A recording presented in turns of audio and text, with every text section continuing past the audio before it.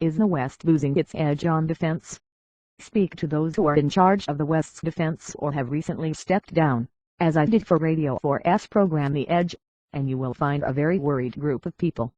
They wax lyrical about the decline of their own forces, explain the growth of those of their challengers, and worry about the long-term consequences for stability in many parts of the world.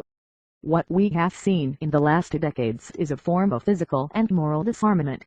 We're in a very dangerous place, said General Sir Richard Shirreff, number 2 in NATO's military structure until last summer. And the former Deputy Chief of the U.S. Air Force Lieutenant Gen. David Deptula, explaining how America has bought far too few combat aircraft during the past decade, opined, "We have a geriatric air force.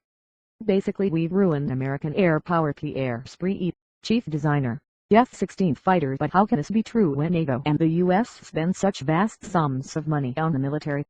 As Michel Flournoy, formerly number 3 in the Pentagon, told us, more than half the money goes on wages, whereas emerging powers like Russia, China, and India spend far less on those in uniform. The military have also contributed to their own misfortunes by conspiring with defense contractors to build ever more expensive weapons that can only be afforded in much smaller numbers than those they are supposed to replace.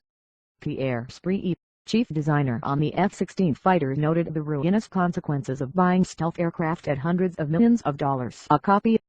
"It's a triumph of the black arts of selling an airplane that doesn't work," he said. "Basically we've ruined American air power.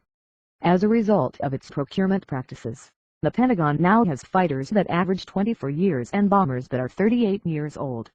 Last year it acquired fewer new planes than in any year since 1915 and was outstripped for the